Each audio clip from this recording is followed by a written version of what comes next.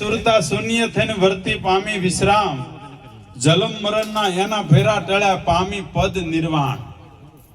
આ હરિગુરુ સંતની આરતી. આરતી કરું મારા હરિગુરુ સંત ટાળા સર્વે બંધ.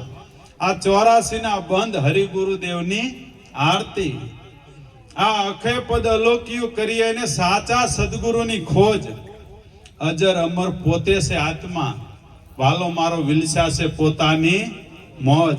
આ અજર અમર પોતે જ આત્મા છે એવું જ્ઞાન કરાવનારા હોય તો આ મંચ ઉપર સંત મહાપુરુષો બેઠા એ આપણને કંઈક પીરસવા આવ્યા છે, કંઈક આપણને જગાડવા આવ્યા છે, આપણા મનનો ધડો બાંધવા માટે આવ્યા છે. એટલે બરાબર એમાં લક્ષ્ય રાખવું. અને નિરાજ સ્વામી એ જ કહે છે કે આવું સુગરાનું સુખ સુવખાણું આનંદ હતી, સુગરાનું સુખ સુવખાણું વર્તીના વેગ બધાય વેગળા થયા, થરવાનું એક મળ્યું ઠેકાણું કયું. આઠે પોર જે નેહ નામની સંગાતે, અવરતે ઉર્મા નહીં આણું. જેને 4 રાતના 4 દિવસના 8 પોર જેનો નેહ નામ સંગાતે થઈ ગયો છે એની વર્તી લગાર પણ ડોલતી નથી. અને એવી આપણી જ્યારે સુરતી બની જાય તો આ શબ્દ પશુ શબ્દ વીણા કરે છે. આ જન્મ મરણનો એને સંશય ટળ્યો, મનથી મુકાયેલા જાણું. વિદેહ પણ દેહ દિશાવે માતર, આ તો આપમાં આપ સમાણું.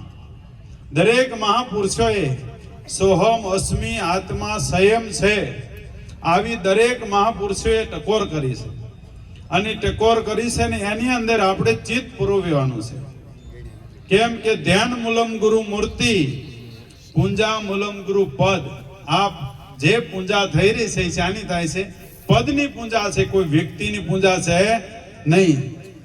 ધ્યાન મૂલમ ગુરુ મૂર્તિ, પૂંજા મૂલમ ગુરુ પદ, મંત્ર મૂલમ ગુરુ વાક્ય, મોક્ષ મૂલમ ગુરુ કૃપા. જો સદગુરુની કૃપા થાય તો મોક્ષ થતા કઈ વાર લાગે નહીં. મોક્ષ કઈ બોટાદની બજારમાં નહીતર વેસાતો નથી મળતો. પણ જો સદગુરુની કૃપા થઈ જાય તો ક્યાંય મોક્ષને ગોતવા જવા પણ છે નહીં. એટલે મહાપુરુષો આવી જે ટકોર કરે છે એ ટકોર આપણે આપણી કહેવત છે ને, લીમડીમાં કવિ થઈ ગયા એને કીધું કે વાળ ઘોળની વાંકમાં ધોરી સમજે શાન, ઓલો અણધાર્યો જાય આદમી એનું મુખડું શંકર દાન. જો બળદને ખબર પડે કે મારો ધણી કિનપા શાન કરે છે તો માણાને ખબર ન પડે તો આપણે એની કરતા ખરાબ કહેવાય ને. એટલે એ પણ એક ટકોર કરી છે. આ બધી મૂર્ખને મારો ને તેજનને ટકોરો. એટલે આ તો સંતો ખાલી ટકોર કરે. અને કંકોત્રીમાં તો સાટણા બસ થઈ ગયા, કે આખી કંકોત્રી રંગી ન નાખવાની હોય. એટલે સંતો ખાલી આપણા સાટણા નાખે એટલે સમજી લેવું કે આપણે બધે રોમે રોમે રંગ લાગી ગયો. આ નુરત સુરતની શાન ઠેરાણે ગગનમ વાગદ હે તૂર.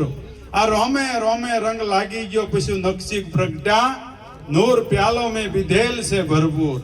દિયા કરી મને પ્રેમે પાયો, મારી નેનુમાં આવી ગયા નૂર, પ્યાલો મેં વિધેલ છે ભરપૂર.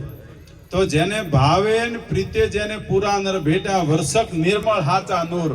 આ સમજ્યા ગુરુની શાનમાં એ ભર્યા રહ્યા ભરપૂર, પ્યાલો મેં વિધેલ છે ભરપૂર. એટલે આ શાનમાં શાન આ સદગુરુની શાન છે.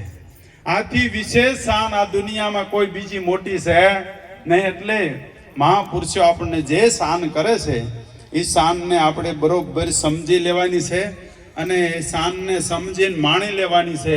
શ્રવણ મનન અને નિધ્યાસન કરી આપણે પરમપદના અધિકારી થઈ અને મોક્ષ પદને સમજી અને જલમ મરણની ભ્યામાંથી છૂટી જવાનું છે.